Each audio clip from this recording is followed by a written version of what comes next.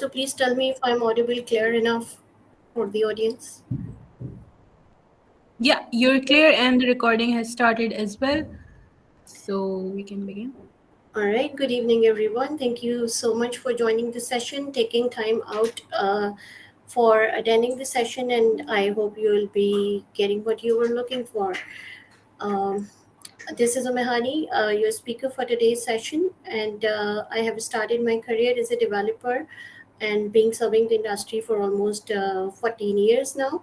And after a couple of years serving the industry as a development manager, I started moving my career towards the project management side. And here I'm working at Creative Chaos now, managing the project management community here. As of today's topic that you all know, we are going to understand Scrum from the development team's perspective. So I would like to tell here that we all know Scrum well. Many of us are very familiar with the Scrum framework. That's the most common framework being used for the Agile methodologies.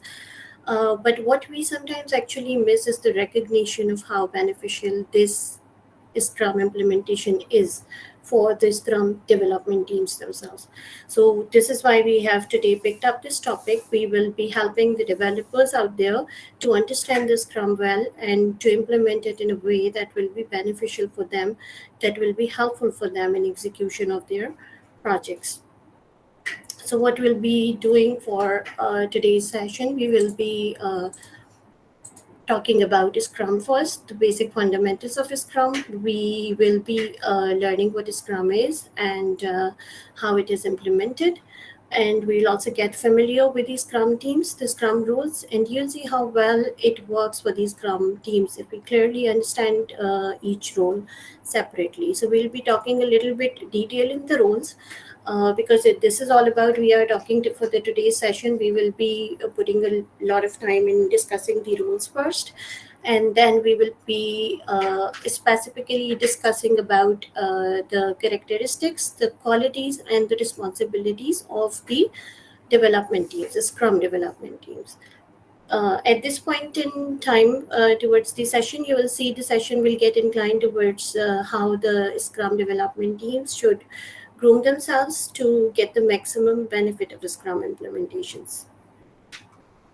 For the question answer sessions, I have planned to divide it into two halves and we will be taking the questions accordingly. As you can see, the session is divided into two sections. We'll be talking about Scrum first. We'll get to know, we'll learn Scrum, we'll take your questions and confusions regarding whatever we will be discussing about the Scrum. And then we will be resuming the next part, talking about the specifics of development teams. All right, so let's get started. Before I jump to the content in the learning session, at this point, I'll take a moment to know my audience first. And you can see a diagram on the screen. I'm sure maybe it is visible, maybe a blur at some point, but don't worry, we will be sharing the visuals later on. So, and I'm also going through the components on the screen so you'll be able to understand. But before we talk about it, I'm sure many of us are very familiar with some of the terminologies, which are very common terminologies being used on a daily basis in routine. If you are a part of the Scrum implementations, I'd like to ask if anyone from the audience would like to volunteer and explain this to us, please.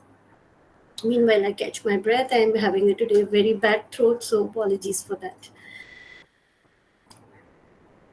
Anyone of you would like to contribute, may raise hand and Fatma can pick any one of you. Yes, Numan. Uh, okay, so as per my perspective, Scrum and Agile is basically a methodology where we do the iterative process in the software development. So we schedule our you can say we schedule our 2 week sprints where we do different kind of meetings like uh, starting with the sprint planning meetings, and then we have backlog refinement meetings, so daily stand up meetings. So these are the components that we use to build the software in iterative is that is, I think, Scrum and Agile methodology.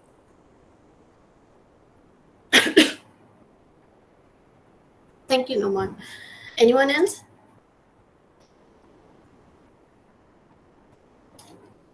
yes, Yes. we have Saad.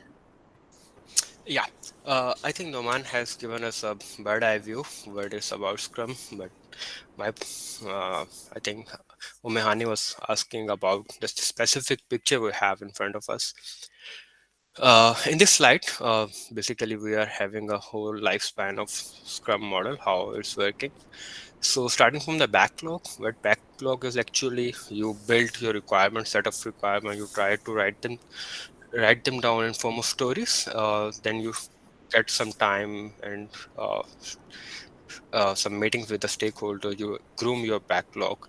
So while you grooming your backlog, you mature your stories. You write their descriptions and what the steps need to be performed to achieve a certain goals and like that. Then you basically divide those backlogs into multiple sprints. Each sprint can be spanned to some number of weeks or the day number of days which team can be agree upon. Then every sprint have its own backlog items, number of stories which can be pick up from the parent backlog. Then during the whole sprint, the team will be working on that specific stories which are involved in the current sprint. And on the daily basis, we have daily Scrum, which is just in the center of it.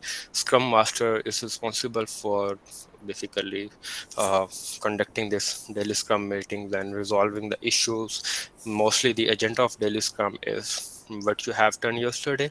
What will be you doing today, and is there any blocker or not? So it's just a stand-up meeting we call a short, a brief what you are doing for a specific person in the team.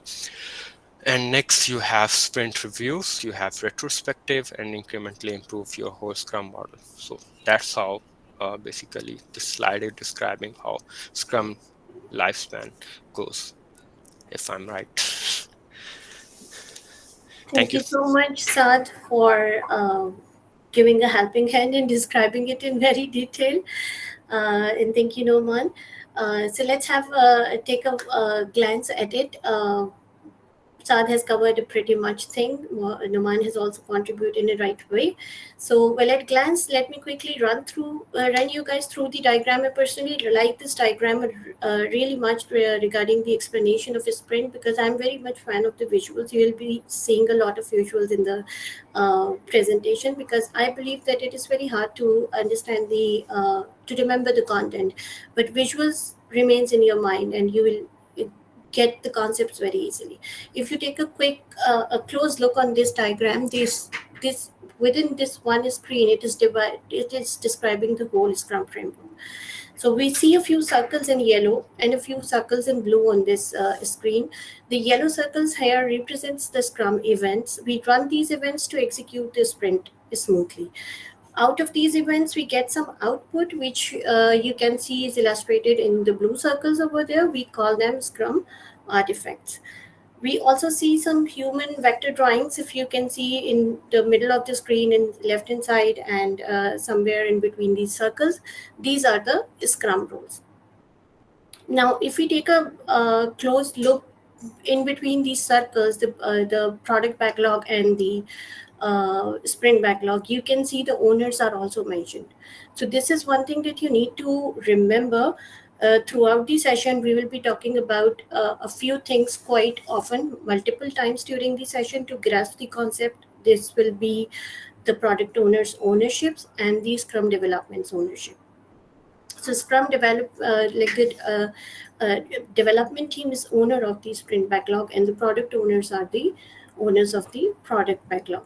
Now, if we take a close look, all these components are quite interconnected. You can see on the screen there is a flow that describes these events takes place during the whole cycle of the sprints. So if you see there is a loop in the center of the screen, this is what we call a sprint. It is the heart of the sprint. It consists of all rest of the events like sprint planning, reviews, retrospective, and the daily scrums. We see a few artifacts and an event on the left hand side. we see a few events and artifacts on the right hand side. So we have got a product backlog, out of which we pick items and log the scope of the sprint. And we we do that during the sprint planning meeting. So you see the product backlog is pointing to the sprint planning meeting, and the sprint planning circle is pointing to the sprint backlog.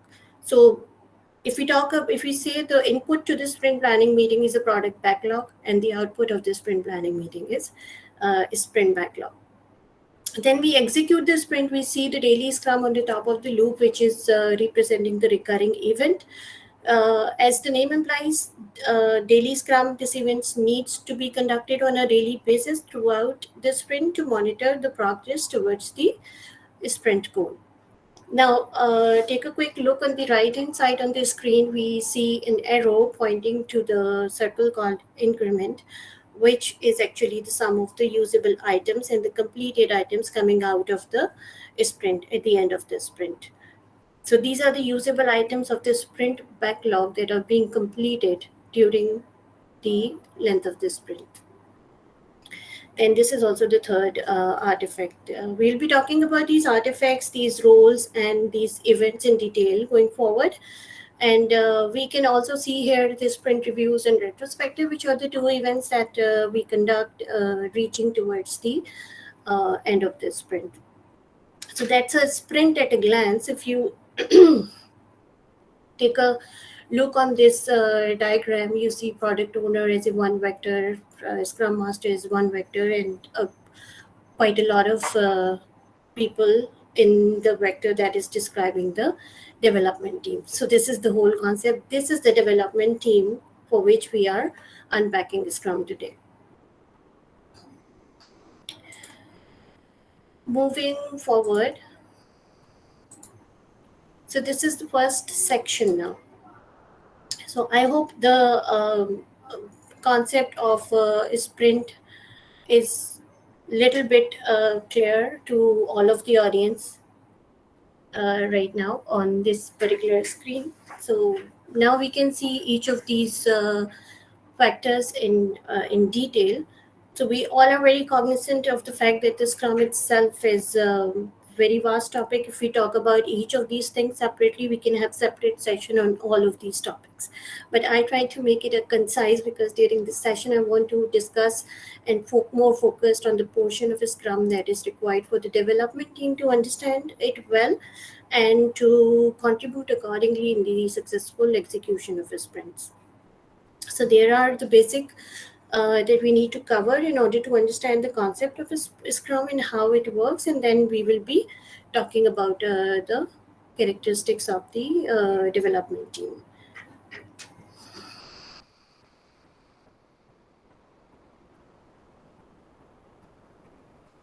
So like I said, I have added quite a lot of visuals to help you guys remember things and grasp the concepts more easily.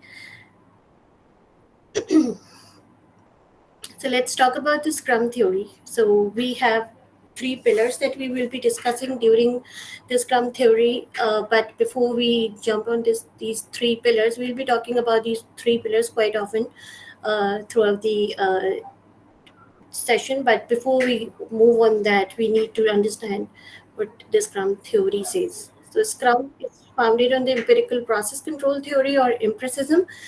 And what is empiricism? If we define empiricism in a very simple language, it is experimentation. Experimentation means you get the knowledge from your experiences.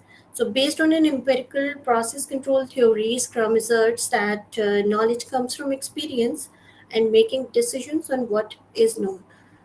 So if you compare it with the model of Scrum, then we have in which we have iterative sprints. So the iterations actually your experiences, adding to your experiences. Each iteration is adding some knowledge to your experiences. So what we know from the situation, we make decisions based on that. And how do you know the situation where the knowledge is actually coming from? It is coming from the experience. And experience of what? Experience of executing the previous sprint, the previous iterations.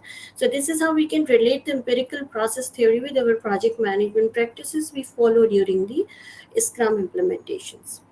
So we execute a sprint, we review the sprint, and in the retrospectives, we analyze what went well, what needed improvement, and during the last sprint, whatever we did well, whatever needed some improvements, and based on that knowledge, we take some decisions during the next sprint planning meetings. So this is how it covers your sprint reviews, your sprint retros, and the sprint planning meetings for the next iteration. I hope the concept of empiricism is very clear. It is very important to grasp this concept to in order to understand the actual framework of Scrum.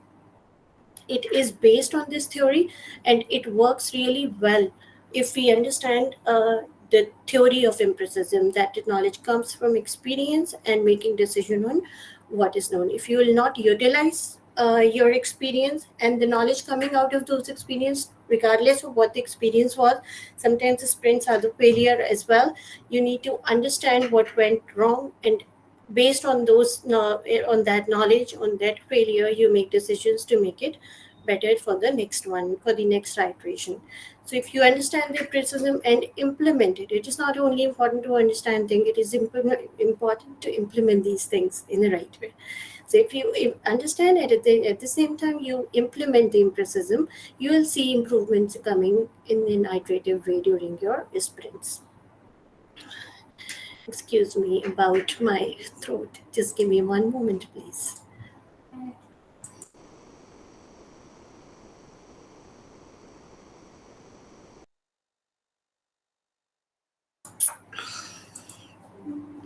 All right. So moving forward, now these are the three pillars. Like how this we have understand what is empiricism, but I already mentioned that it is not only important to understand, but important implementing these things. So how can you implement these theories? These are the three pillars that will help you constantly throughout the sprint executions to implement, to uphold these three pillars in your daily routine during each event you are a part of, and while you are working on any of the artifacts, you need to keep these things in mind. You need to keep implementing these things, and you will be able to implement empiricism eventually. So transparency, inspection, and adaptation. The transparency is actually the Scrum teams and everybody involved within the execution of this sprint must have visibility into the Scrum artifacts. They needs to have transparency around its agreement, the team's agreement, and the ways of collaboration within and beyond the team. How do you collaborate within the team? How do you collaborate with the external stakeholders? These things should be very transparent. And transparency also allows the team member to track and understand what's really going on in a sprint, and what the plan is, what are the planned outputs, and how we are progressing towards the sprint goal. The transparency is very important in conducting daily scrums. I personally emphasize a lot on with my teams to be transparent during the daily scrum meetings. Right, so coming to the next artifact, that is inspection, we will be talking about transparency going forward when we will be talking about the daily scrums. So inspections, anyone from the whole Scrum team can do the inspections at any point in time, like I said, during any event. But it should not, we have to perform inspections very diligently. It should not affect the execution of the sprint, or also should not go outside of the sprint goal. So while performing, while inspection is very important to perform, at the same time, it is very important to perform it very carefully, making sure it should not affect the execution and the sprint goal. So I personally prefer to keep this in focus during, again, during the daily scrums rather than waiting for the retrospective to analyze and adjust things accordingly, because sometimes the sprint are of 2 weeks, sometimes it is of 3 weeks.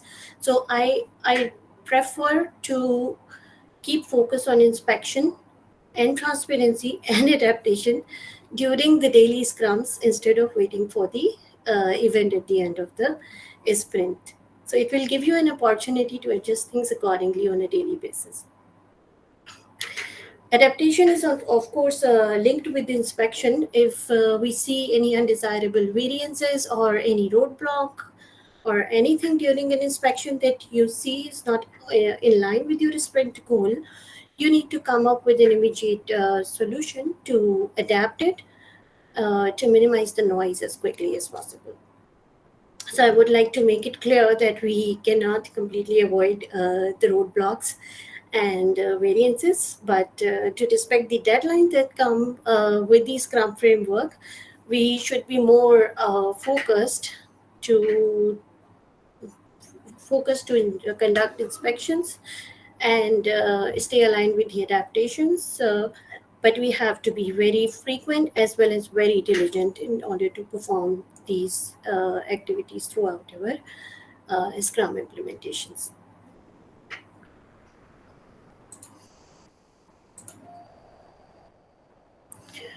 Moving forward, the Scrum teams, very important topic to understand.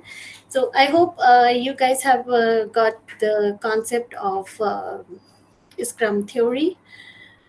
And before we move forward on going through these slides, I would like to jump onto the next slide because I don't want you guys to get overwhelmed with a lot of content over here. But don't worry, I'm not going to skip this slide. I will be running you guys through the bullets that were defined in that particular slide. But before that, let us look at the visuals and try to understand the rules and grasp the concept very easily. So here you can see a very simple diagram on this screen, but again, like the previous one, I will be walking you guys through each detail of this diagram, and you will be able to see the complete Scrum roles are being defined in this simple diagram.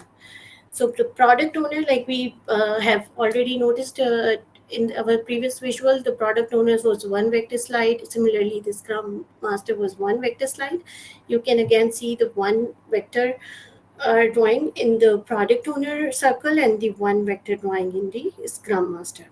So product owner is one and the Scrum Master is of course one person, but you can see multiple people in the development team. And now you can also see the responsibilities written beside each of these roles, where we say the product owner is responsible to build the right thing, and the development team is responsible to build the thing right. Now, don't get confused. It is not only the swapping of words, it is the actual concept that we are discussing. So, product owner is actually responsible for setting up the product roadmap in the right direction, creating the right user stories to be the part of that product backlog so that the product roadmap actually set up in a right direction. Whereas the development team members are the tech guys who are actually responsible to make it work, to make it real, to convert these right stories to function in a right manner. So this is how we are saying that the product owner are actually those people who are responsible for building the right thing, and the development team is actually the team that is building the thing right in a right manner. Now, if we talk about the responsibilities of the Scrum Master, it is which is saying build it fast. So not only take Scrum Masters is people and who always comes behind you and ask for the progress, pressurizing us to deliver things, etc. No, the concept is not here. Building it fast is not the concept of pressurizing the team to deliver things fast or not before the timelines. The concept is very clear, but we need to understand this concept very carefully. To deliver fast here means the Scrum Master's responsibility is to facilitate the team, to remove impediments so that it cannot hit the velocity, to maintain the velocity, and the Scrum Master is responsible to deliver things timely as per the defined iteration. So, deliver fast means not to get delayed or get behind because of any impediments. And how do they do that? We will look that into the next slide. But before we go to the description of each role, I would like to distinguish between the two terms that sometimes creates confusion. So when we say Scrum teams, that includes all of these three roles: the product owners, the Scrum Master, and the development teams. And when we say Scrum development teams, here we are specifically referring to the developers, the QA engineers, and everyone in the tech team. So we'll be talking about Scrum development teams quite often going forward, because we are focused towards talking about the development team mostly.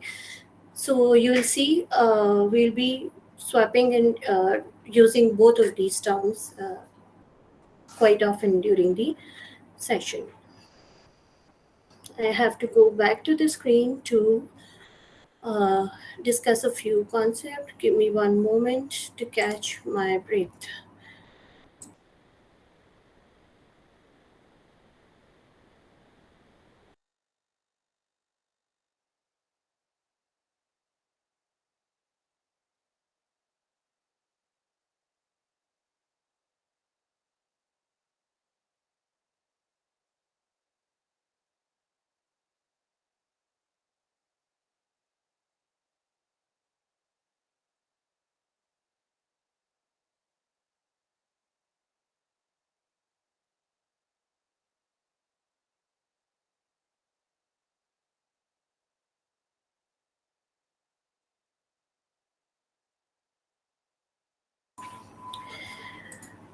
I am so sorry about the bad throat. I did not want to miss opportunity to meet you guys today, so I am carrying with that.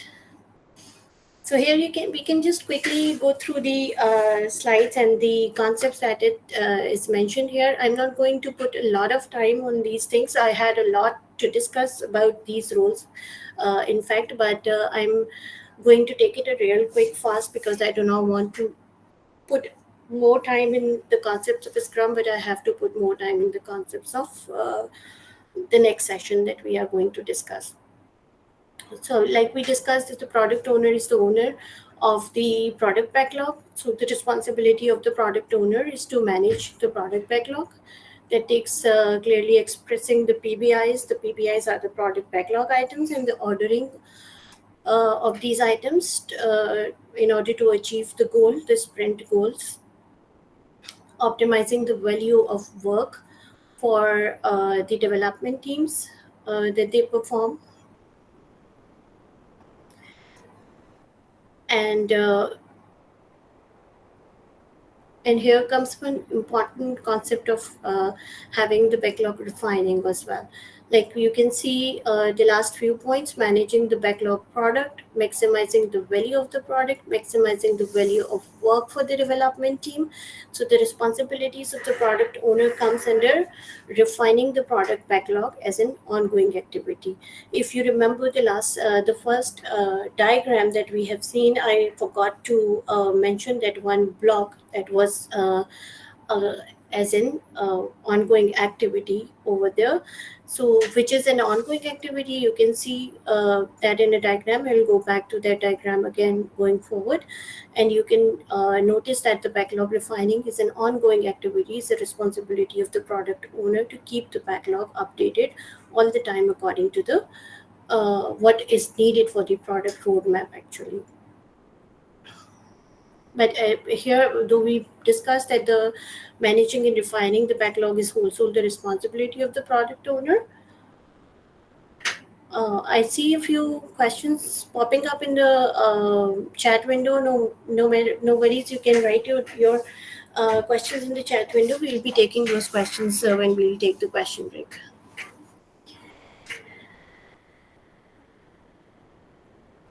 All right, so we were discussing, I was about to tell a very important point here, that we discussed that managing the product backlog is the responsibility of the product owner. But it requires somewhat a contribution from the development teams, which we will discuss further in a very detailed manner.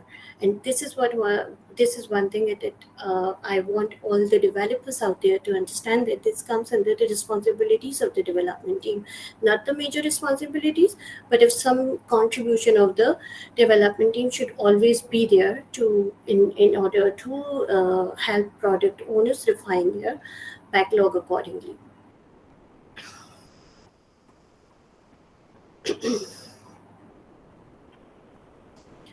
Coming to the development teams, I try to cover very small and very concise content, the part of defining these roles. So we need to understand the size of the development team here. Three will not 3 to 9 usually we say that in the Scrum uh, framework, which is not including the Scrum Master and the product owner. The three is the minimum size and 9 can be the maximum size. We'll be talking about the size in a detail later, but at this point in time I would like to tell you that 3 will not result in a cross-functional team. So similarly, increasing size will also have its own challenges.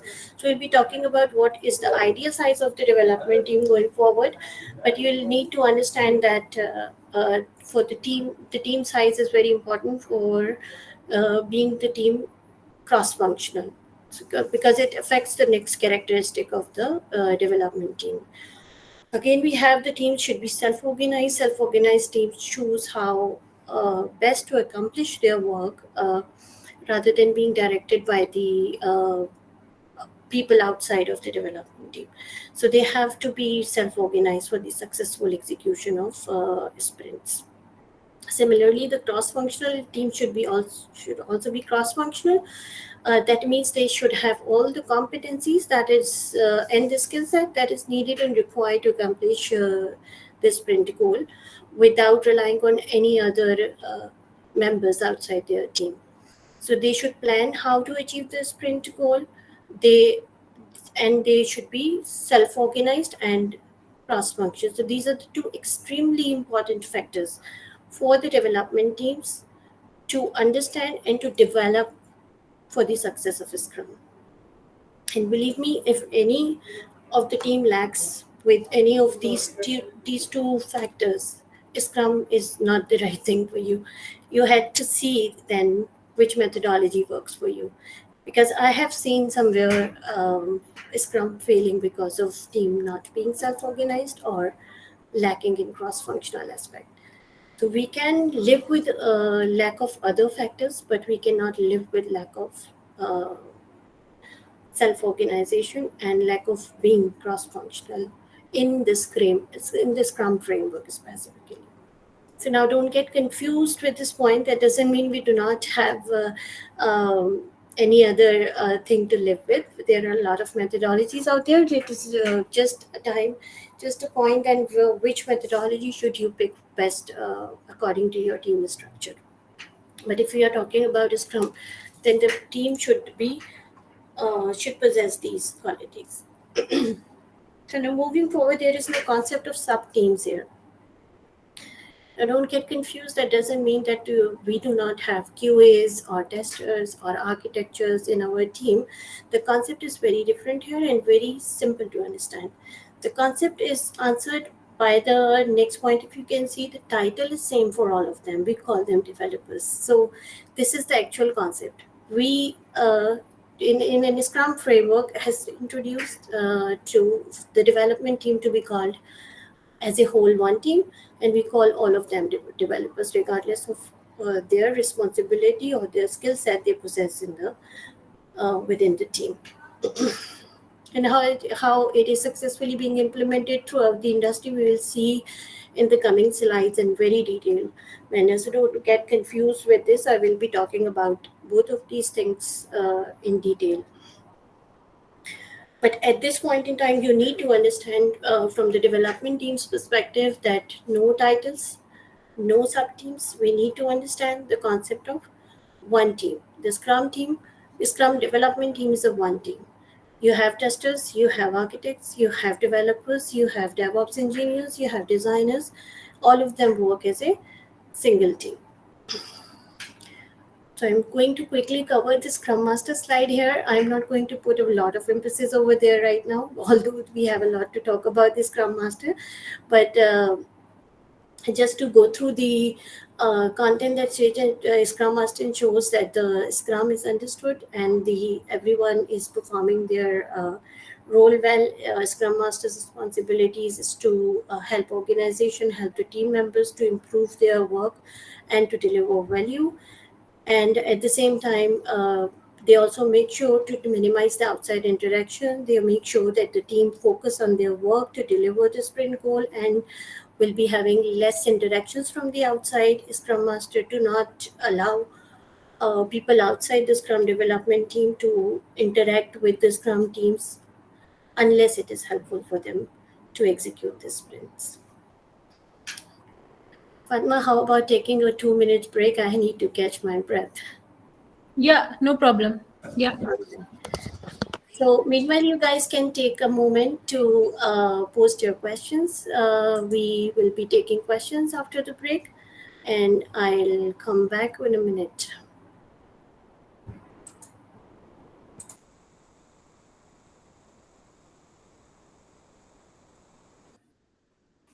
We will resume in 2 to 3 minutes.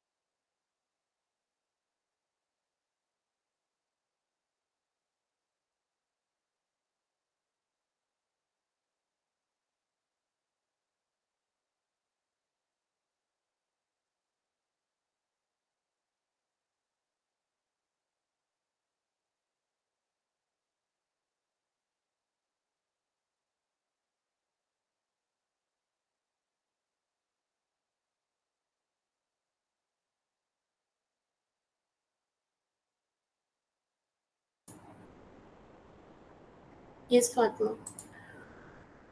Yes. So, Aum-e-Hani, there are a few questions. Do you want to take them now? Yes, I was just going through the questions and I was thinking maybe we can better take the questions first so that we should make sure that everyone is getting the concepts clear before we move forward. Yeah. Okay. Do you want me to read them out? Uh, yes, we can. Yeah, so there was one by Ali Raza. How would you identify the project manager in this distribution? Ali, can you clarify? Is this the slide you were talking about when you sent this question? Uh, Or yeah, It is somewhat related to that, I guess. I think Effectively, after reading slides that were available on the screen share, I was a little confused with what the slides had to say about the product owner, as you defined it as a person who is just one and not a committee. But if you are working in a product company, you have lots of product managers, project managers that are working in sync and correlation. all right, technical questions, but I'm glad that you brought this at this point in time since we have audience from all of the different organizations. Somewhere the organizations having one product and multiple teams are working on that. But in order to talk about the project managers, first I have to clarify the project manager is more or less similar role than the as, exactly the scrum masters, but the project managers have a broader scope. But if your questions related to multiple project owners is different, then when you have multiple project owners, they will be working on different aspects of that particular product.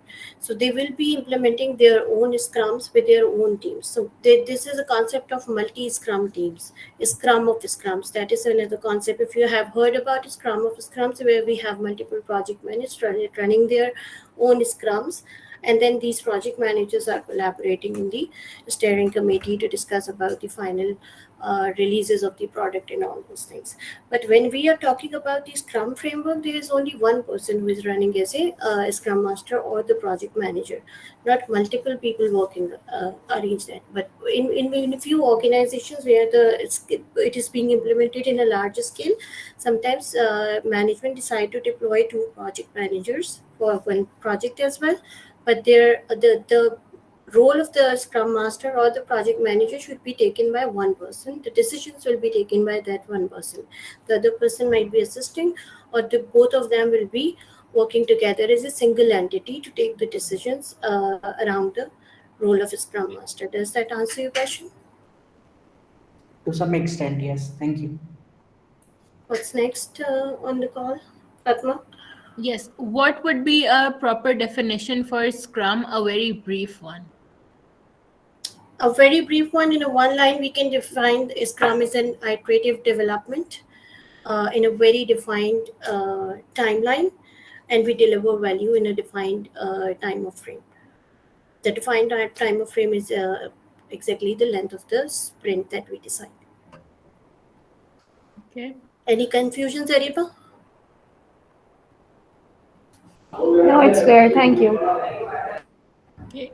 So next is it mandatory for the Scrum Master to understand all the user stories and tasks in the backlog, or just the product owner being present in the planning and explaining stuff will suffice? So that's where the concept of backlog grooming meetings comes in. If we talk about the scrum master's role, like I said, that the scrum master and the project manager roles are more or less similar, but we do not, within the scrum framework by book, we do not expect scrum master to understand the technicalities and the complexities of the user stories. That's the responsibility of the product owner to describe things that needed to be built. Like you can also see on the screen right now that right slide is in front of us. The product owner's responsibility is to build the right thing. So product owner should always be there in the grooming meetings where the product owner describe what needs to be done against a particular user stories, and the development team can question them, can cross question, then critically analyze the user story to because these are the people who have to develop it accordingly. The Scrum Master's responsibility is to facilitate these meetings according to the Scrum protocols. Great. So next question, does the Scrum Master has to be technical since it's a facilitation role? Uh, she answered both of the questions, Fatma. Yeah, Thank you. Okay. not necessarily. Okay. Okay. Okay. So next is transparency and visibility. Does this only mean to be clear in our meetings and collaborations to have a clear understanding of sprint progress? If no, can you please explain more? Yes, majorly should be transparent in collaboration, should be transparent in understanding and demonstrating the clear goal. But transparency comes in a lot of other manners as well. Being transparent during the sprint reviews meeting, being transparent in the retrospective meetings is very important as well. We will be talking about the retrospectives going forward in the next few slides. So you'll see how you can be transparent in the retrospective, how you can be transparent in each of these events. So transparency and visibility matters in all directions. You should be visible. You should clearly, like if you are a member of the development team, you should be clearly defining all the impediments, bringing it up on the table timely in a right manner, in a clear way, being transparent to each of your team members and discussing everything. These are the aspects where you need to be transparent and putting things in a visible manner along with the team during the daily scrums. Then you'll also be required to be transparent in other events accordingly. Does that answer your question, Sharia, or you need more clarity? Yes, that answers my question. I was just a bit confused that if transparency actually means to be, getting the tickets and the information with more solid details, like some kind of. Yeah, of course. Of course, Okay, like we said, the transparency should be like all of these pillars. The transparency, the inspection, and adaptation should be focused in all of the events, as well as should be visible in the artifacts as well. The point you are referring to is related to the transparency of the artifact. The artifact, the product backlog we are talking about. okay. Now it's clear. Thank you. Numan, your answer will be questioned at the end of the session. Numan is asking how you define the success and failure of this brand. Does that work, Numan? Okay, sure. All right. Moving forward, we need to talk about these Scrum events now. So like we discussed, that the sprint is the major time boxed event in which we execute rest of the all of the events to deliver the respective artifacts accordingly. We will be talking about each of these artifacts related to each of these events going forward in these slides. So if we talk about this sprint first, product owner can we have also mentioned that it is the heart of the sprint, and it consists of rest of the event. Each sprint has a definition on what to be built, a design, and a flexible plan that will guide building it and the resultant product as well. So a sprint can be cancelled before the sprint time box is over. Some of you might have experienced this. This is a very rare condition when sprints get cancelled, but I just wanted to bring it on the table to explain this to you guys, that if the sprint is being cancelled, that comes with the Scrum framework. It is not something going outside of the Scrum framework. But we need to understand who owns this responsibility, who can cancel the sprint, and there could be a lot of business decisions behind the cancellation of the sprints. We are not at the moment getting into those details. If we see some time at the end of the session and you will have some confusions or questions regarding that, we'll cater. But at this point, you just need to understand that it is by book possible to for a sprint to be cancelled, but there are a lot of actions to be taken accordingly. So the product owner only can decide to cancel the sprint, because the product owner knows what needs to be shipped, released in the next increment. Product owner is the one who is prioritizing the product backlog, from which the sprint backlogs are coming out of those things. and product owner is the one who decides what needs to be shipped. So uh, in that concept, the product owner has this discretion. So the only reason I mentioned over here is to for you guys to understand that there is a possibility of a sprint to be cancelled. And you can also see, we have mentioned in the last slide that if the part of work is potentially usable and releasable, the product owner can still take a decision to accept that and to make it a part of the next release, or maybe making it a part of the next sprint to ship those items which are done and completed.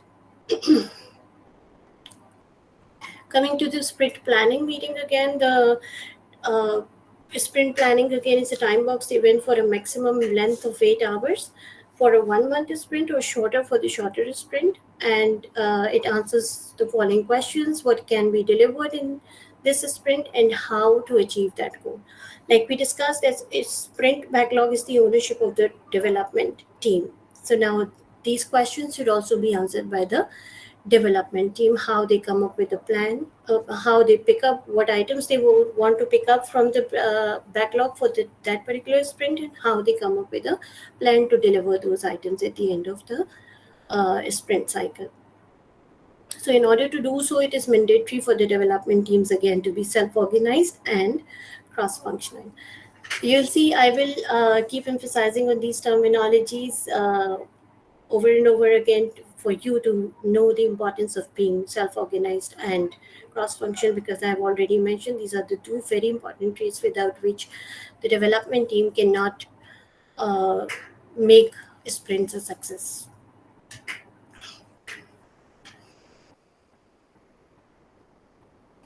And we have also mentioned the input of this meeting is a product backlog, the latest product increment, the projected capacity of the development team, and the past performance of the development team. So the latest product increment could be one of the input to this meeting along with the product backlog, because sometimes we end up missing some of the elements from the previous sprint backlog that can also become the input for this particular meeting. And the output of this meeting is your one of the sprint artifacts, which is the sprint backlog owned by the development team. So these are the 4 pointers that needs to be carefully assessed while drawing the items for the next sprint backlog to become the output of this particular meeting. Moving forward to the daily scrum, I think it is fitting in. So it is technically usually the 15 minutes time box event, and we usually discuss just 3 items: what is being done today, what will be completed tomorrow, and any impediments coming during your work. You all must be familiar with the term of daily scrum. Some of you might call it daily stand-ups. So both of the terminologies are same for this particular event. So everyone, the most important thing is that everyone should attend this meeting in order to, again, some of the questions came earlier for the transparency's perspective. So everyone should attend these meetings in order to keep the transparency factor implemented. If some of the members will miss, then they will not be aware of the existing or current situation of this sprint.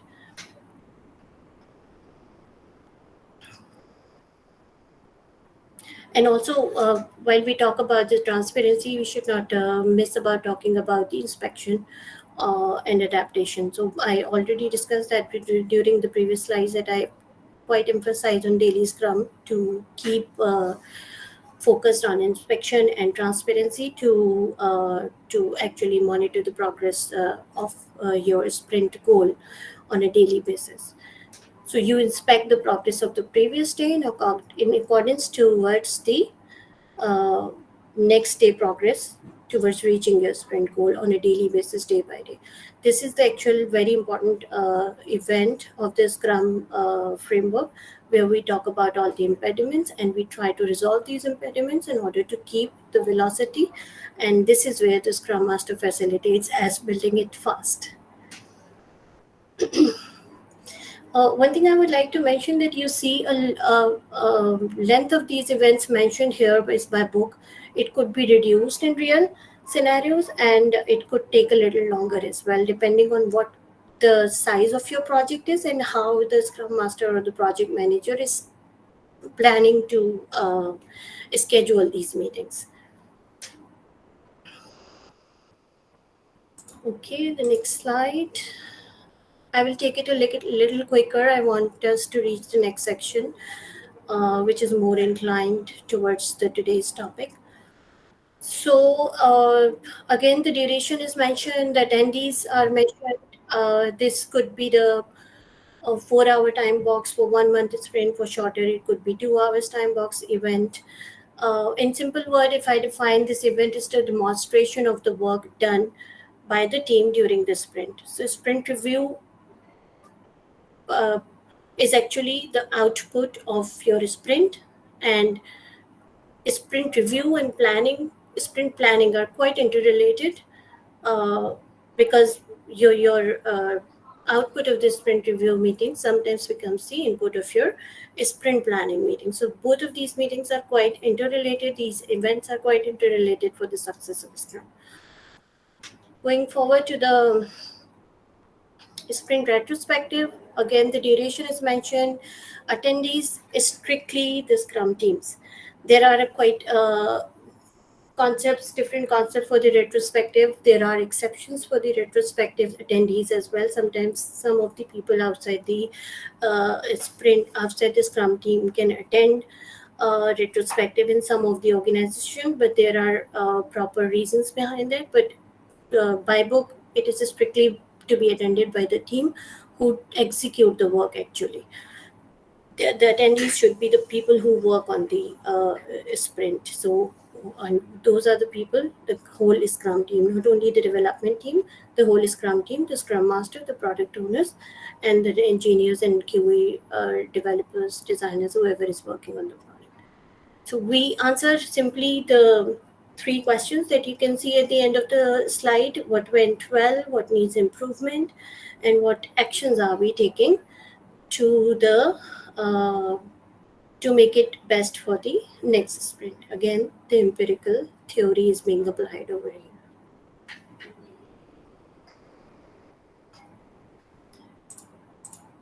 Moving forward, I think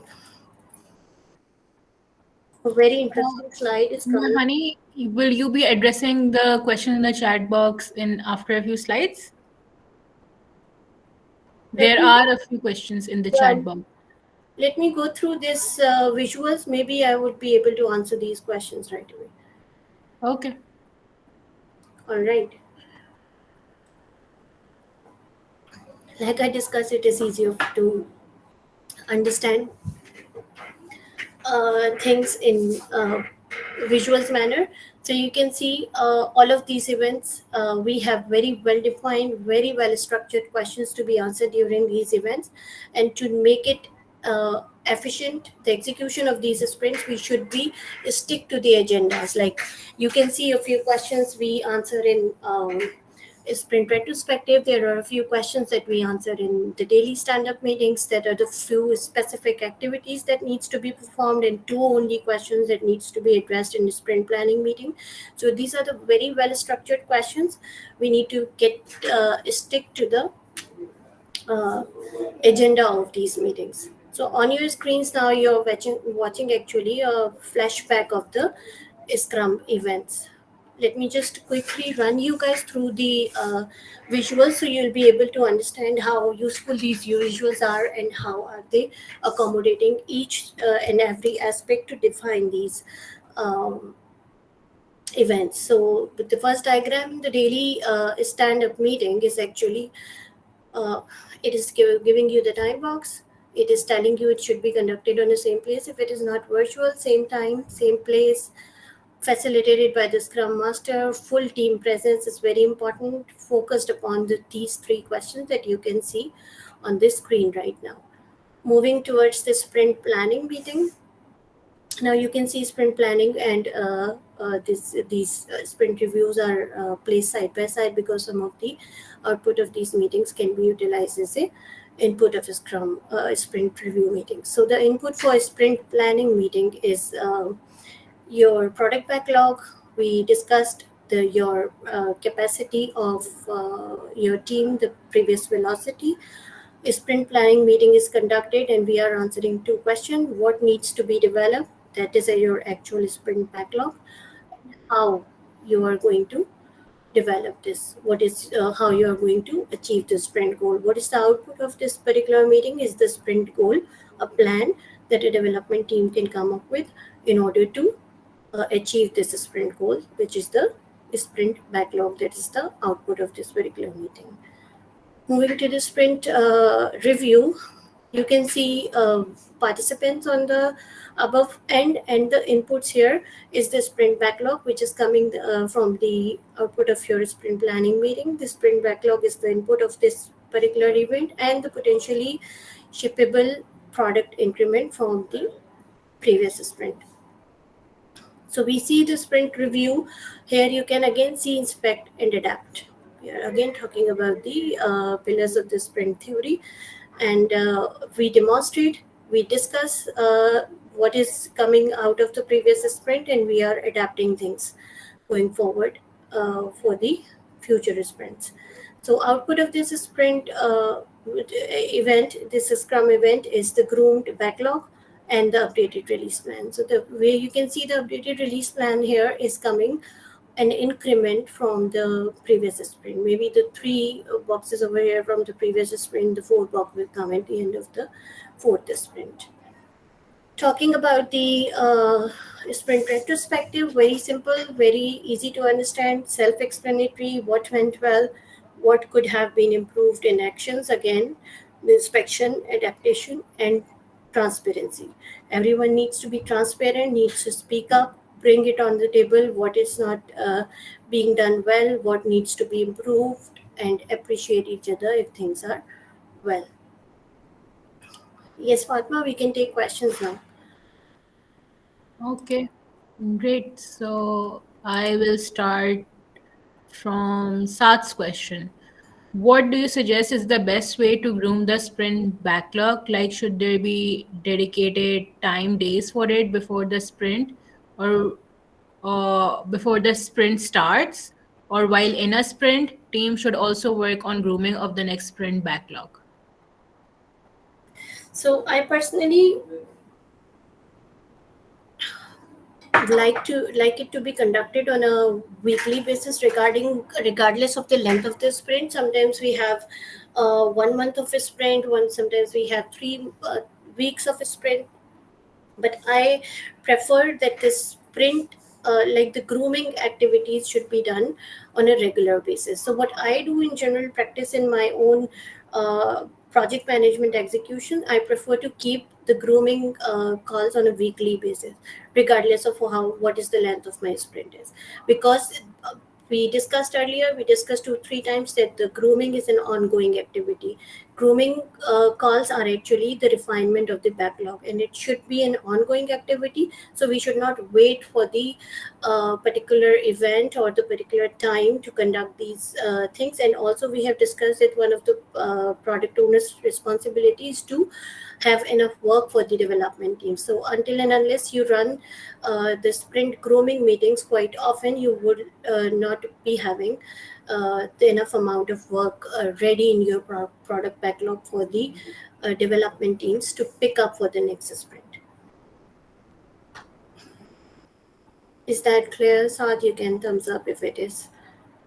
Yeah, that's fine. I'm just thinking about in this regard that sometimes it's also affect the velocity of the team because you have to catch the context and We you are have. going to talk about it. I got your question. It will be answered in the next slide. Yeah, yeah. I already answered that earlier as well, that sometimes Mhm. development team thinks that product backlog is only the responsibilities of the product owner, but it is required for the development team to contribute to some extent in the refinement of product Yeah, backlog. of course. And second thing is, for example, once you have Chrome next sprint backlog, but at the end of the sprint and the review, you figure out that certain stories which you have to pick in the next sprint has been changed. There's some requirement change. Now you have to re-groom the whole scenario, so it penalizes you there, I think. So, is there any strategy to cater this kind of changes or uncertainties? No, no, that doesn't happen. That you need to re-groom these things. So these are the two different concepts. Uh, you need to understand the grooming is one thing, and the sprint planning is another thing. So you keep on grooming this product backlog according to the anticipated items that could be a part of the next sprint planning meeting. But the sprint planning event that occurs before on a defined time, exactly before the start of the next sprint, where you actually pick up the items, the groomed items from the product backlog items. So it is a possibility, yes, and it happens a lot of time that you Hmm. groom a few things for the next sprint, but you do not pick it into the next sprint and pick some other items. All right. But this is why we I prefer, and it is a good practice to keep the refinement activity more often, so that you have enough item in your product backlog to be picked for the next sprint. Maybe you have decided some of the items, and at the time of sprint planning you decide that we are not going for specific 2 3 items. Then you have to cover the velocity and pick up certain different items, so you have enough groomed items in your product backlog to be picked at time of sprint planning. So these are the two completely different events. Do not get confused in between that. Okay, I got it. Okay. So next, daily scrums usually get quite lengthy, even if we are mentioning the pointers. How can that be handled? Keeping that we need to have transparency as well, so we don't skip important information. Repetition. The daily scrum itself, it has an answer to your question. If you keep it daily, you'll be able to get into the practice to answer these questions as quickly as possible. The daily scrum only get extended if there is any specific impediment that is coming in a way of the development team that needs to be addressed uh, at the same time. But that doesn't mean that you should extend your daily scrum to an hour or so. You just need to pick up those points. You should like the scrum master, the facilitator of this particular meeting at that point in time may decide that whether we can take those impediments offline to discuss with some of the required stakeholders only, and not to waste time of all of the team. But to get stick to the agenda, it is very important. But being transparent to discuss about each of the impediments coming along the way of that particular day, the plan that you have, the development team have decided for that particular day, needs to be addressed. So it is only important that you should address that um, point. And if it is taking a little longer to explain it to the whole team, it is okay. But it should not be discussed and resolved during the daily scrum. Sometimes the daily scrum get extended because team started talking about the solutions by that time. So the scrum masters or the project owners are the decision makers over there. They can, if they see that the extension that the discussion is getting extended, they can take it offline. But that needs to be resolved within the same day in order to remove that particular roadblock from the sprint goal. Okay. So next we have three questions from Ariba. So how do you go with estimations in Scrum? Should I like read all three at once or? No, let's take it one by one. Estimations in Scrum, again, we are talking about the grooming, uh, the backlog grooming meetings, the refinement meetings. After that, it is the responsibility of the development team to up get updated those stories with the proper estimations before they come into the sprint planning meeting. So this is also an ongoing activity, Ariba. It totally depends on how your Scrum Master and your project manager decide to go with the estimation. Sometimes it is easy, and it is also depending upon the understanding between the Scrum Master and the development team. Maybe the development team is quite self-organized enough to provide the estimations timely. Then it is okay not to have any specific meetings for the estimations. But sometimes if there are a lot larger teams and we are missing on estimations, we can have additional weekly or a regular recurring meetings for the estimations after the grooming calls. Okay. When the sprint review, retro, and next planning event happens, please give a real world example to clarify. Uh, we discussed that during the first slide where we were talking about the visuals. The sprint review and retrospective are events uh, that we execute reaching towards the end of the sprint. The planning event needs to happen before the start of the next sprint. These are the real time example. We cannot execute a sprint review and retros before the end of the sprint, because review is actually the demonstration of what the work is being done. So first we execute a sprint, we get the work done, then we conduct review to demonstrate that work, and after review we'll always run the retrospective at the end of the session, where we answer these questions: what went well. Unless you have run through the sprint, you cannot answer this. Okay, so the third question, I think you have answered this as well. Can we combine any of the events like sprint review and next sprint planning? No, you can see Okay. on the screen that the right visuals is in front of your screen. So the concept, you need to understand the concept. Like a sprint planning meeting is the one where you are getting the sprint backlog ready, and the sprint review is the meeting where you are having the actual functional product increment ready. So we cannot combine both of these meetings. First you have to decide, plan what you need to develop, then you develop, and then demonstrate. So both of these events cannot be combined. You can see the output of a sprint planning meeting is being used in the um, as an input to the sprint review meetings. Yes, Padma, do we Yeah, have? we don't have any more questions. Ariba, does that answer your questions, or do you have Yes, any? Okay. yes, it does. Thank you. Can we quickly jump to the next session? Otherwise, we'll be missing a lot of important components that I would like to discuss today in this session. Sure. Can we hold back for the questions for now? Yeah, definitely. All right, let me just quickly run through these. Uh, so there is the product artifacts screen. We haven't gone through the artifacts, but let me take you to the visuals just to explain the artifacts. We have discussed quite a lot of things multiple times, so you'll be able to understand the concept from here. Uh, I'm just going a little fast because I have to jump to the next session. There are a lot of things to that you will be learning in the next section. So just to understand the concepts, the product backlog, I personally like this diagram a lot, as I like the first one. So this is the very nice example. The diagram of the product backlog. It is defining everything all in it. So you can see items uh, stacked in the product backlog. You can see that on the right hand side, these are the responsibilities of the product owner.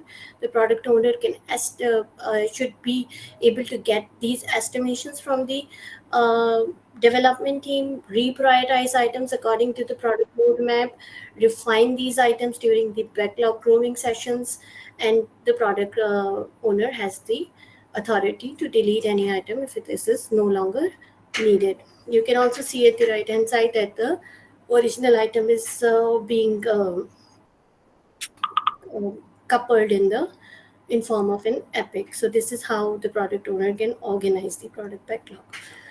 Coming to the right hand side, we have the product refinement activity, that is actually defining how we prioritize the backlog. You can see the backlog, one picture of the backlog at the left hand side, and the right hand side there are some of the features coming up and down. So this is how we do the prioritizing against the product backlog items. And then again, the more or less similar diagram, the product backlog, picking some items according to the priorities and making it a part of the sprint backlog, which leads to the next artifact of the uh, Scrum, which is the product shippable increment. And then again, describing how the product backlog goes into the sprint, and then deliver the product increment. It is also again answering your question, Ariba. So from the product backlog, we execute the sprint and then we have the product increment. So from the product backlog, we have the sprint backlog. We get that sprint backlog, we run the sprint throughout the length of the sprint, and then we get the last artifact out of it. So I think we have covered product roles, we have Scrum roles, we have covered Scrum artifacts, we have covered Scrum events and the theory. So we have inspection, adaptation, and transparency, the three pillars to execute a sprint uh, in a successful manner. We need to understand these artifacts are very important coming at the end of certain sprint events, and the roles that are responsible to conduct these events and to take care of these artifacts. Now, this point again, we have point for the questions, but we have taken the questions throughout the session, so I'm going to skip this slide, and I would like to um, ask my audience here. Now, I believe that now this diagram should be more familiar to all of you as compared to when we took a look at the initial stage of the session on this particular. I hope you may find it easier to grasp the concept at a glance now. How about having a thumbs up if you would agree that you have now got a good understanding of Scrum at glance? All right, so the objective is met for the first session. Can we now jump to the next session now? We are we running Now, out of still two questions left. Do you want to take them towards the end or do you want to take them now? no, sure. Take them now, right now before jumping to the Okay, next session. great. Okay, so one is from Momna. During internship for PM, was the eligibility criteria of degree? Should it be regarding the course or certificate of Google affiliated with Coursera work? Or of Google affiliated with Coursera works too? Uh, Very open and very broad question. That's more towards the counseling session, but I try to answer your question over here as well. For the eligibility criteria, they totally depends on for what organization are you going to apply for that. But I believe that every organization should at least look for the professional graduation to be a project manager. As of the certifications, there are a lot of certifications for the project management out there. There are some of the free certifications available like Google affiliated, and I believe some of the courses for Coursera on the Coursera are also available. For the free certifications, you can do that as well. um, for getting the initial understanding. Otherwise, there are a lot of material, the free books online available. You can get yourself equipped with theoretical concepts first to get into the practical implementation, and of course internships would play a great role in order to get the understanding of the actual real term scenarios. Does that help, Momina? Yes, thank you so much. Okay, and then we have what are the most daunting challenges for the Scrum team and how would you deal with them objectively?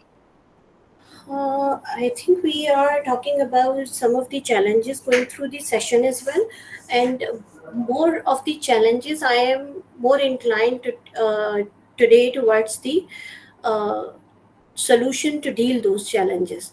So if we understand the concept of Scrum that you are seeing on the screen right now, if you understand each of these roles completely, if you understand the responsibilities of each of these roles to be performed, and people should contribute in their respective areas, if you understand the importance of these artifacts and conducting these events timely and in a well structured manner, you'll be able to avoid a lot of challenges. And again, if you miss in some of those things, you will be having a kind of multiple different challenges.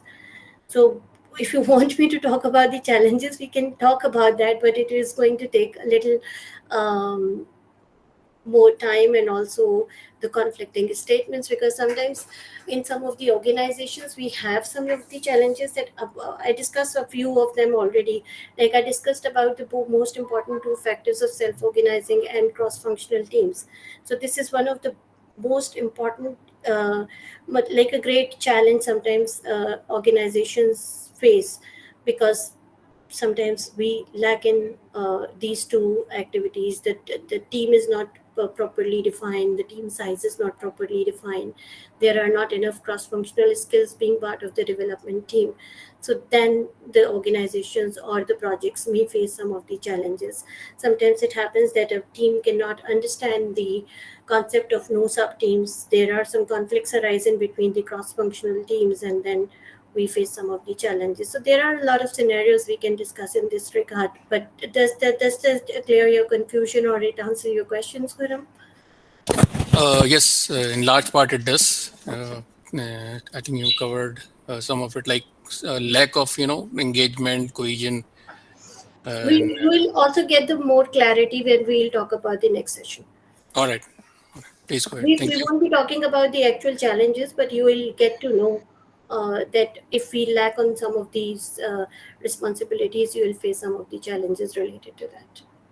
All right, thank you. Thank you. We have one more from Sharyar. Okay. Should prioritizing the tasks only depend on the client's or PO's requirements, or can you give more pointers on that? Sharyar, can you reiterate your question? Basically, when you have a large amount of task in product backlog, so should only the product owner be, just inform you, like, we do these four things first, or depending on the client's requirement what they need first, or if we have, let's suppose we have two or three tasks with the same kind of priority, how to decide what to do first, like in that kind of cases? Okay. So let me first understand your question. You are coming with a real-time scenario where you have client at one end and you have the internal product owners as well. Sometimes it happens that the product owners are within the organization, but they always have to connect with to the client to get to know the priorities. So you need to get this concept very clear in your mind, that prioritization is also the responsibility of the product owner. So understand who is the product owner. The product owner is the one who is executing the product roadmap. Sometimes your client could be the actual product owner. You may have the product owner role internally in your organization, but ultimately the decisions will be coming up from the client inside.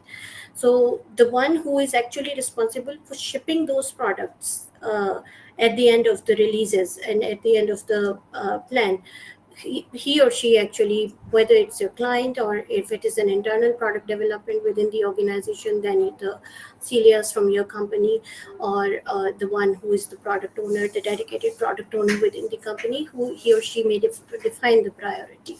Now coming to the second part of your question, when we have three items of the similar priority, it could be the case, but of course, like you have seen in the previous diagram, that nothing can be if you see the product backlog over here. So we cannot have two items on the same layer. We can have one by one on those items. So the priority should be defined in a way that this is the responsibility of the product owner to put up the items in a product backlog according to the priorities and according to the estimates that you see in the at the right hand side. We accommodate those priorities according to the capacity of the development team. So it could be the case that three items of the similar priority are stacked one after another, but according to the capacity of the sprint team, we may be able to pick the two items out of those three. But then again, it is the discretion of the sprint, the Scrum development team, that where they can accommodate the third item again against deprioritizing any other item for that. If they are similar, sometimes sprint development, like a Scrum development team, take this decision to pick up all three similar items together, because it then helps them to execute them more quickly. They can spend a less amount of time in executing all these three similar kind of user stories from the technical aspect, so they can discuss with the product owner to deprioritize any other item from the product backlog and pick up all those three together. But it is totally a discretion of the product owner what to prioritize, which is why we are talking about the contribution of the development team here in order to prioritizing. It is the decision of the product owner, but that decision can be derived by the technical expertise coming from the development inside. Thank you so much. It completely clarifies the point. Glad to know that. All right, let us. How much time do we have, Fatima? It's so the session was till 5:30, but it's fine. I mean, you took a lot of questions, so Okay. let's go ahead. Okay, so I hope the first section is completed. But my objective of today's session is this one. I tried to pick up a lot of things from from the part two and cover that within the first session. And thanks to the contribution from the audience, they have come up with very right questions right in time. So I would be able to answer a lot of questions from the section two within the section one as well. So I'll take. Visuals again to run through quickly uh, to the part of these sections. So just to take a quick look on the content of this session, we will be talking about the size of development team. We will be talking about the characteristics. We have already discussed quite much two of the characteristics multiple times, the cross-functional and the self-organization part, but we'll be talking about in detail about these, the specific qualities of the Scrum development team, which contributes to the success of the Scrum a lot, and the responsibilities of the development team that needs to be understood very carefully in order to avoid conflicts.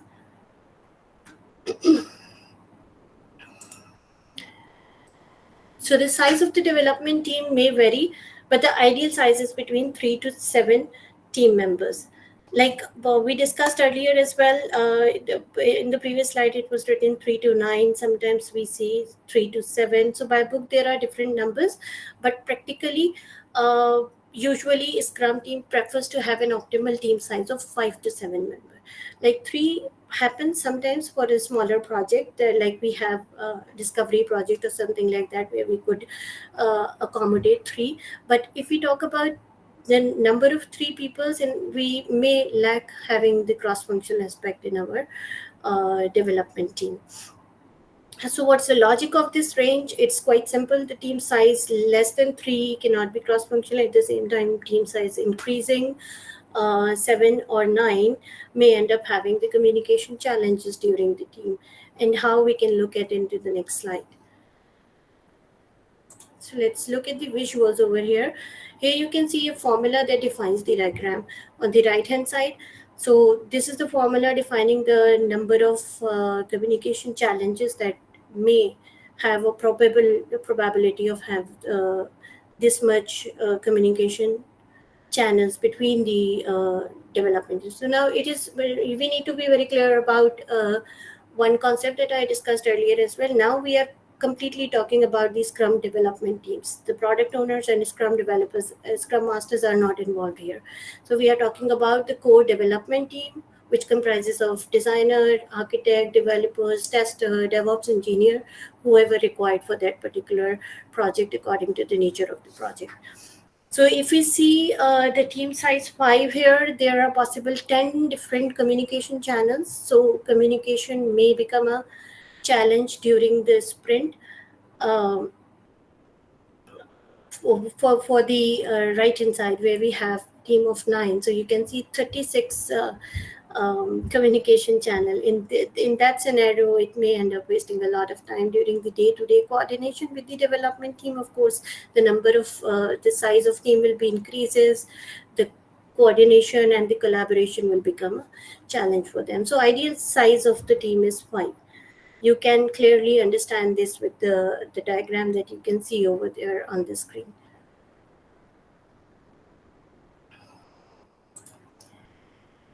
All right, characteristics of the development team.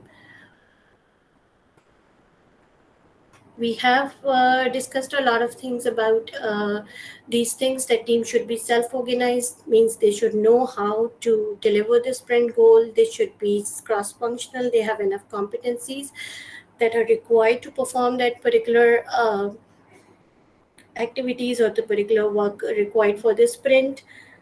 Without titles, we call all of them the developers. We discussed earlier, that doesn't mean we do not have multiple roles in there, but we have all the skill set available according to the requirements of the project, but we call them the developers. And why? The answer lies in the next and last artifact, which is the accountability. And the reason why it is preferable to have this structure in Scrum framework is the last characteristic. The whole team is collectively responsible and accountable for the success or the failure of this sprint. I think we had this question earlier about the success or the failure of sprint. Who was that? And I think Noman, you had one question. Can you repeat your question here? I can try answering that before moving forward.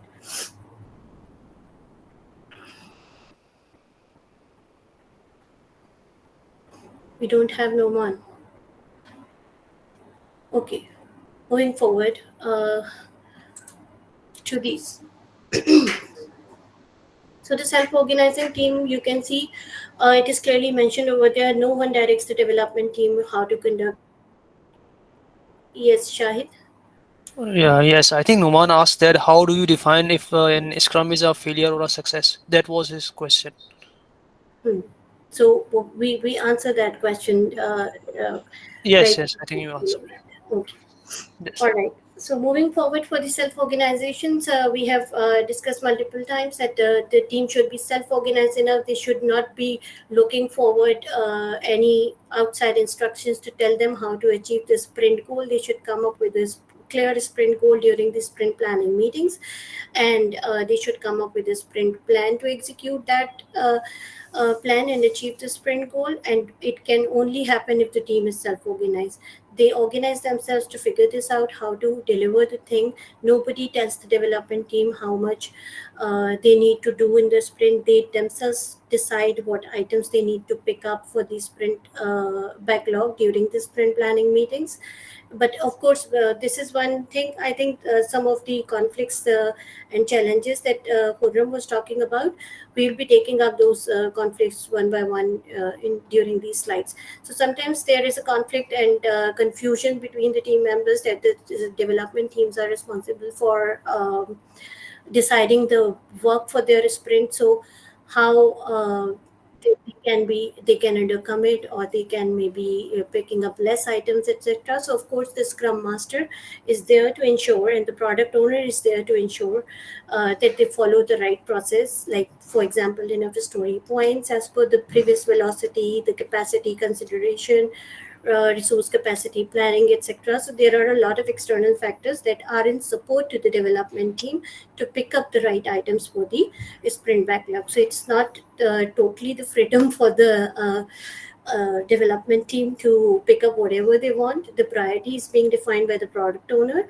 The scrum master is there to keep track of all of these things, that the sprint should not be under commit or etc. We will be having the set pattern of velocities being generated by the same scrum team during the previous sprint, so the next sprint will definitely needs to match that velocity, etc. So these are the things that can be handled according to the rest of the things that supports the scrum framework.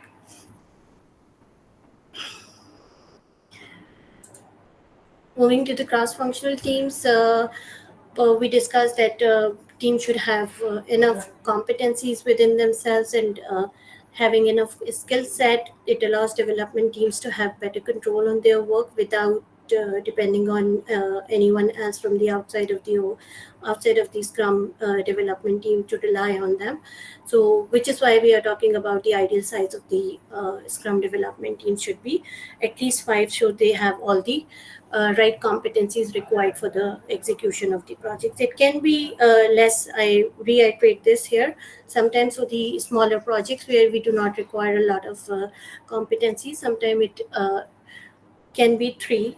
I myself have run through the projects and successfully ran through the projects with a team of three people, but that was differently a different concept. The proof of concepts kind of project or the discovery kind of projects can be those where we can deal with the three members within the Scrum development teams.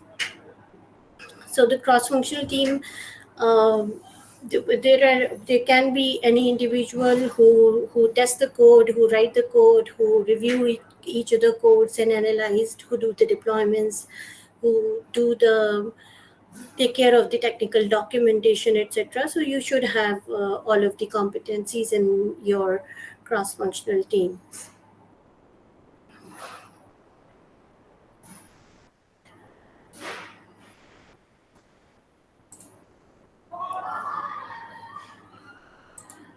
We have another diagram after this. So let's quickly talk about the titles. We discussed that we multiple times that we call all of them are developers.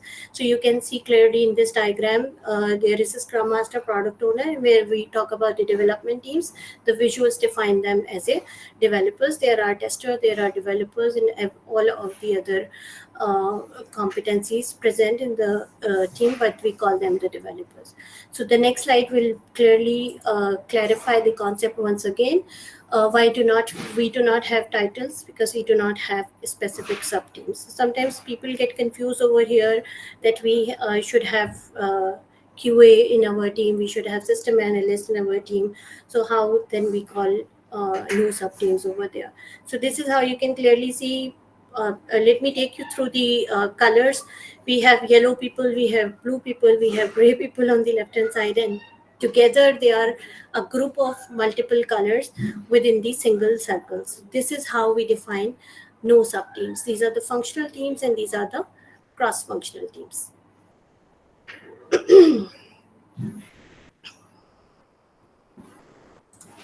The last and most important point. So finally, why we do not have titles and the concept of no sub teams in Scrum. The answer lies here in the last factor of the development teams that needs to be understood by all of the developers out there, by all of the testers out there, by system analysts, by whoever is the part of the development team should understand and own it as a own each other as a single team, and should understand the concept of having a shared accountability. So they select the sprint backlog with close coordination. They decide the sprint plan together. So if something is failed and it not going in line with your sprint goal, the all developers, the whole development team collectively responsible and accountable uh, for this particular thing if something is going out of the plan, and we cannot transfer this liability on any of the single individual or any specific skill set. So you cannot say over here that sprint is failing because um, pardon me of naming any specific competency here, but just to explain, so we cannot say that a sprint is failing because developers have not completed work in time, or we cannot say that a sprint is failing because developers have at the end of the sprint they have completed but the testing was not being completed, etc. So everything collectively, every team member collectively be working together in order to make it a success. This is very important concept for the development team that I wanted to share with you guys today. This will really help you guys help each other being a one team.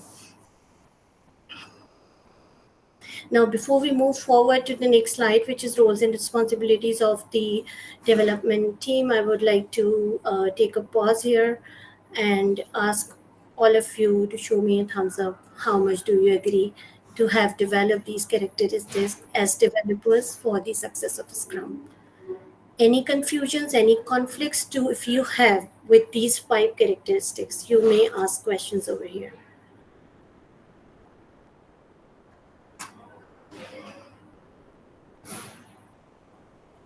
Are we good? Good. So you all agree with all these 5 characteristics. So these are the most essential uh, traits that a development team should try developing within themselves. They should groom themselves according to these 5 characteristics, and you'll see that sprint executions will become success eventually.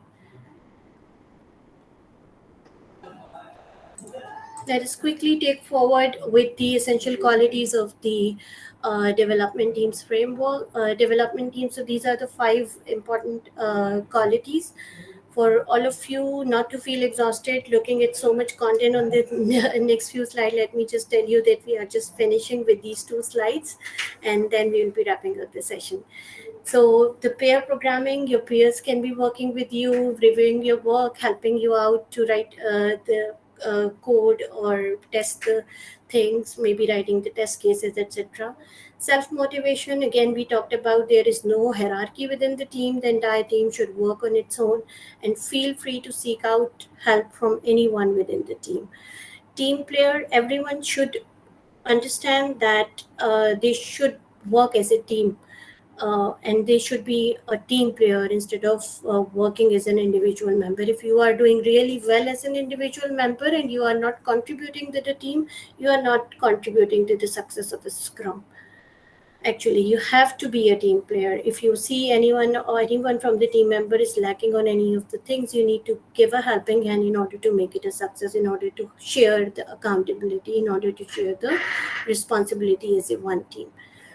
Transparent communication, again, the transparency over here, the pillar of Scrum theory. Every team member remains transparent in communication, sharing clear information. If you are encountering any difficulties or you are having some problem in executing your own task, feel free to discuss this with your team members. If you will not bring it on the table, if you are not being transparent, of you are facing any hurdles because of a lack of competency or maybe any other thing, your personal issues, etc., you will not be able to seek help from the team members, and eventually will be contributing towards the failure of the sprint.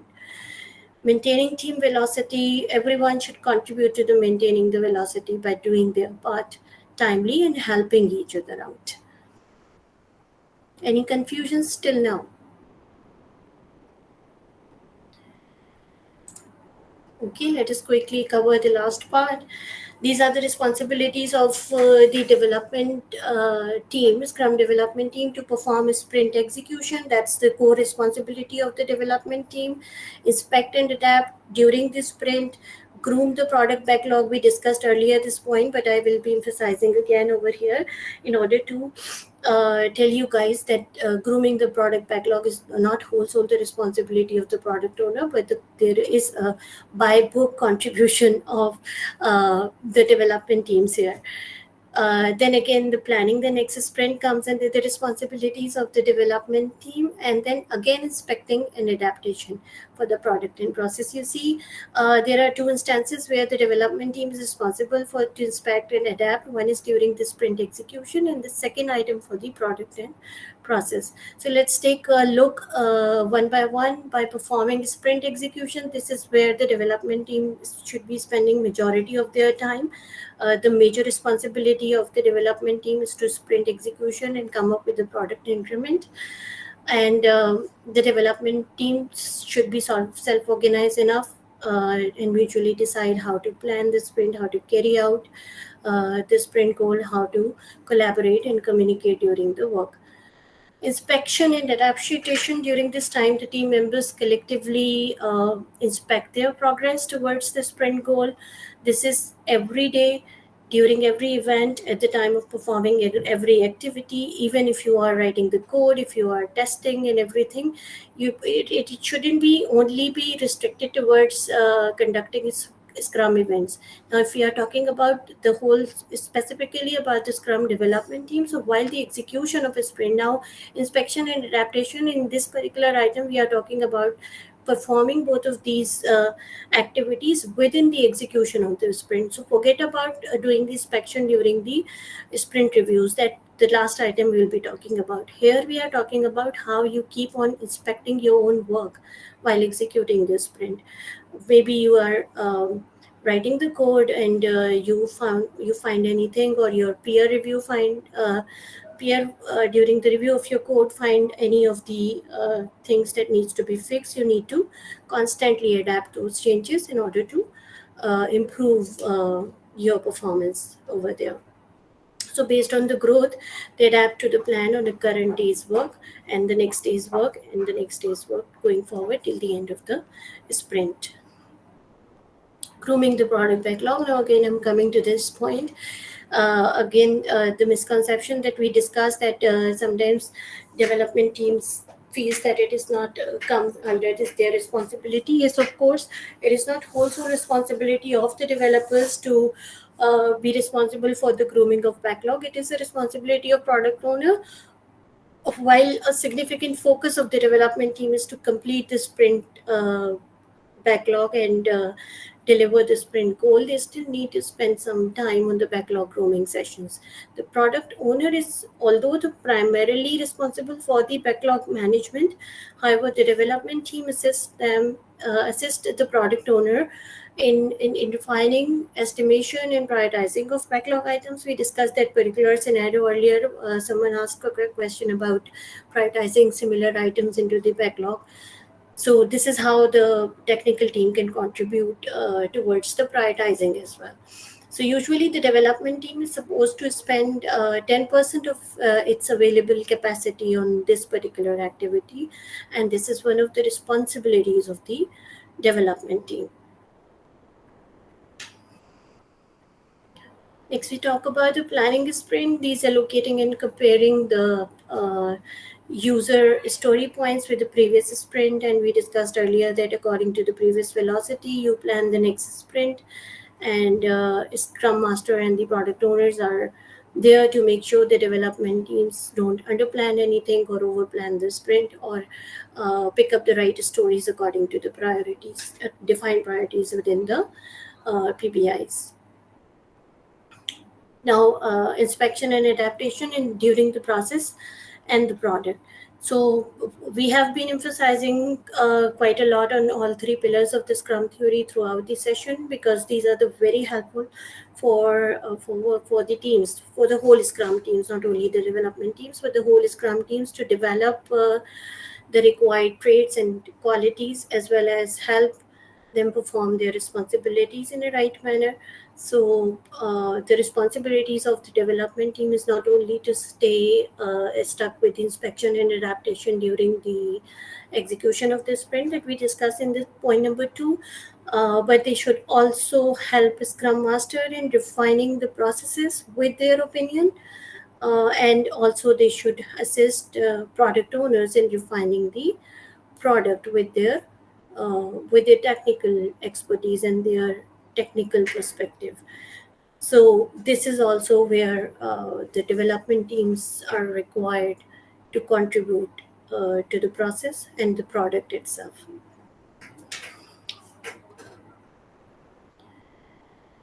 Now, before I finish, I would want to make it clear, we talked about a lot about the responsibilities of the development team, but we should not think that the responsibility for the success of a Scrum lies completely on the shoulders of the Scrum development teams. No, it's not.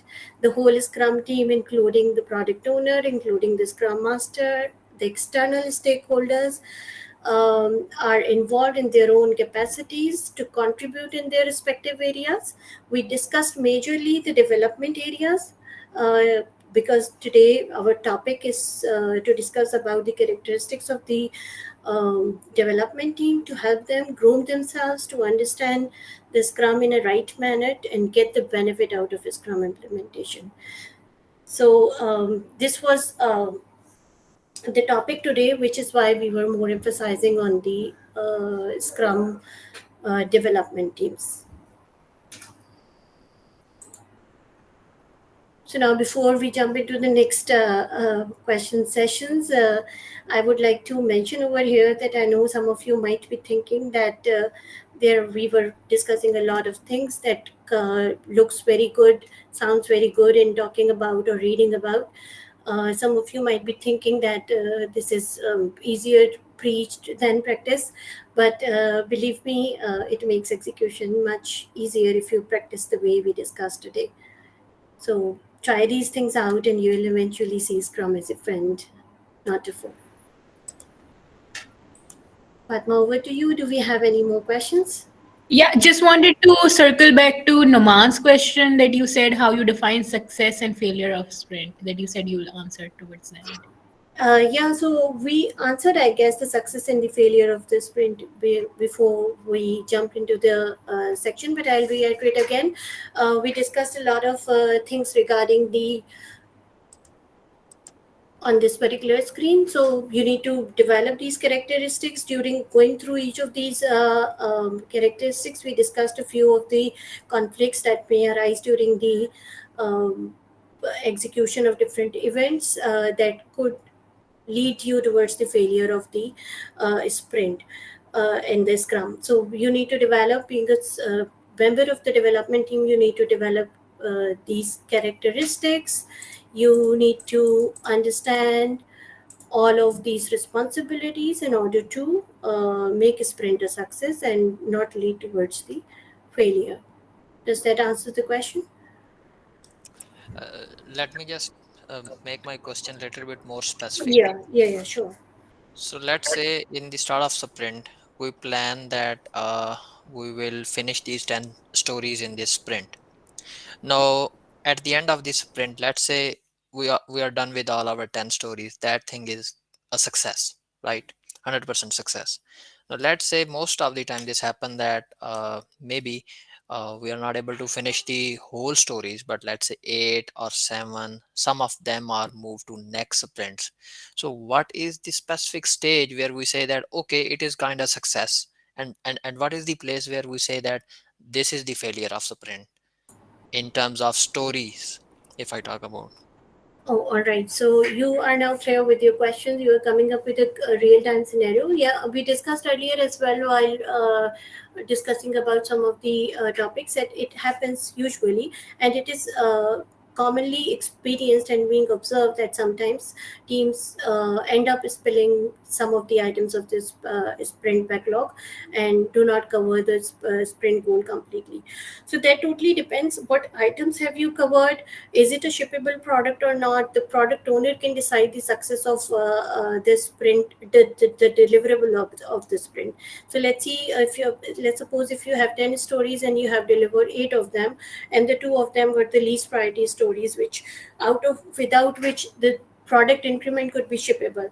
So we can call that a success of a sprint. So like I said, that the responsibility does not lies completely on the shoulders of the development team and the work they deliver, that there is a lot of contribution from the other roles as well. So the product owner should have defined the priorities in a right manner. The scrum master should be facilitating in a right way throughout the execution, making it clear to the development team that if you are lacking towards or spilling towards missing some of the stories, so these are the stories you should be emphasizing on to cover in order to make a sprint a success. So maybe if you end up missing up the important stories, then it will be a failure of your sprint. And then that failure does not depend on the development teams only.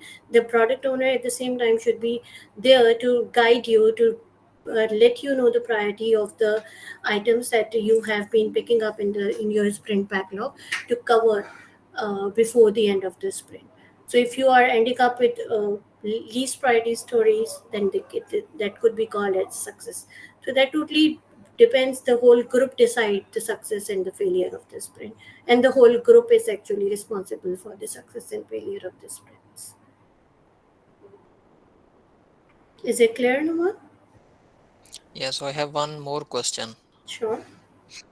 Okay, so we use this terminology agile, and we use sometimes we use at the same time agile and scrum methodology. So what is this basically agile mean in this whole scenario, in whole framework? So, if we talk about Scrum, it is agile. We discussed that Scrum is a way of delivering things in an iterative manner. When we talk about iterations, we talk about agile. Let me take you to the concept of agile manifesto. Where we try to understand it in contrast to the traditional methodologies, traditional project management methodologies, where we do have the SDLC cycle. We plan the whole things, we design first, we develop, and then we end up deploying, having the technical documentation, and closing the project. That takes a long span together altogether. Where we if we talk about the agile, we come to value the individuals and their interactions over the processes and tools. We value the working software over the comprehensive documentation. This is the agile nature of executing projects. We rely more on the customer collaborations, where regardless of being emphasizing on the long and comprehensive documentation and negotiations through the documentations, etc. Instead, we uh, prefer and we welcome our uh, clients' feedback and their contribution during the iteration of the sprint. And if we talk about the Scrum framework, so we were more prone to respond to change over following a specific defined plan. So this is what the Agile Manifesto says.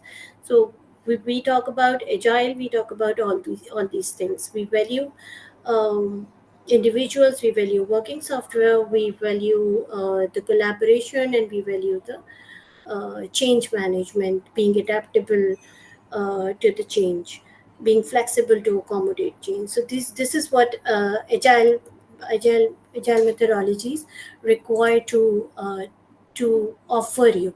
And if you talk about Scrum offers all these things in an iterative manner. You have specific iterations of a sprint where you constantly reviewing, constantly inspecting, constantly accommodating feedback, and improving towards the next iteration. So this is the agile nature of executing projects. Got it. So if you allow me, I have one last question. Sure. Okay, so my question is, so we talk about Scrum, we talk about the benefits of Scrum. Now, what are the some disadvantages of Scrum, or maybe if I talk about the project size, we have small size project, medium size project, and then some large projects. So do we have to implement Scrum in all type of projects, or we have categories that here we should implement SDLC, here we should implement Scrum? I just want to answer this. Of course, according to the nature of the projects, there are multiple methodologies out there that can be picked up, depending upon the requirements of the project, depending upon multiple external factors. If I clearly answer your questions, in terms of the development teams, then you should have all these characteristics within your development team in order to think about implementing Scrum. I had better um define it in a way that uh, regardless of the nature of the project, maybe sometimes there are discovery kind of project, the proof of concepts, those are not kind of a project that we go usually with the Scrum methodologies. Usually the ongoing product development goes on with the Scrum methodologies. The startup developments go on with the Scrum methodologies, where we need to have the constant and rapid outputs and the product increments that needs to be um, deployed or developed at the end of the sprints.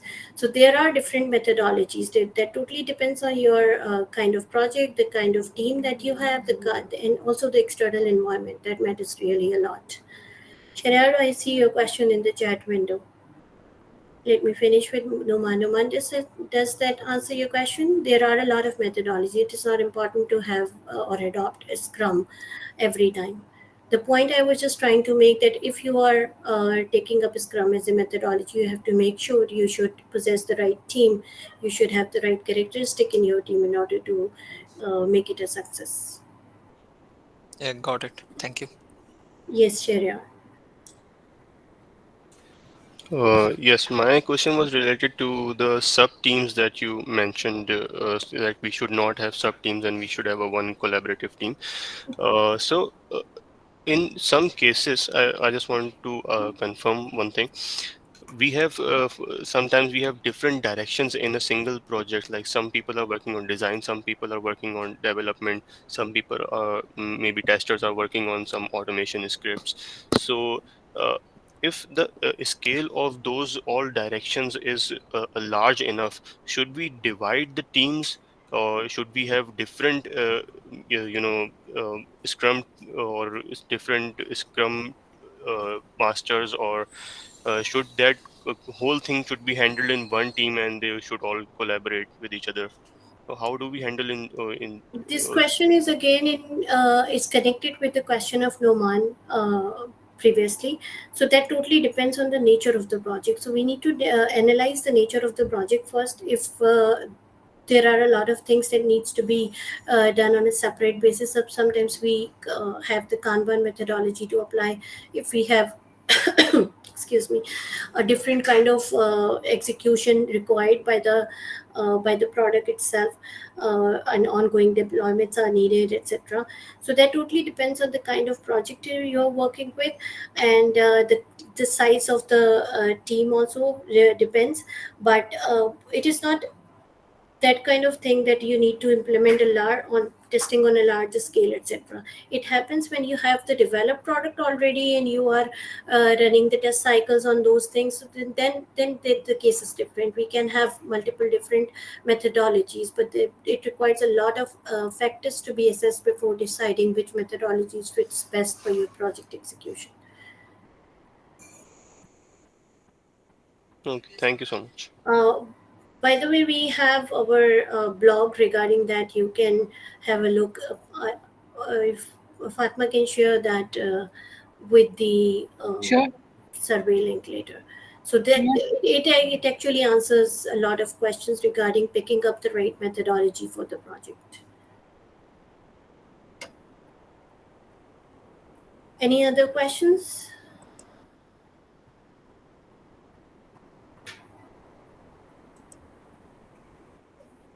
Yes, Ariba.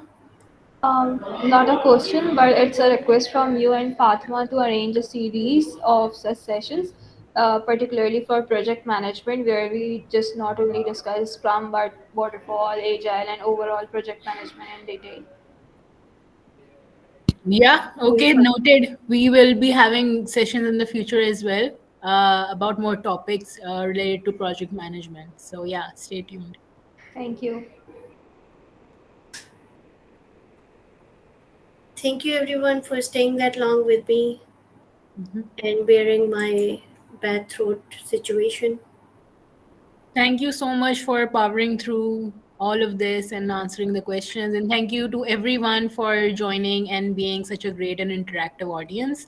So, hopefully, we'll see you for the next session as well. And we will be sharing the recording as well soon on our YouTube channel and through email to everyone who registered. So, yeah, thank you.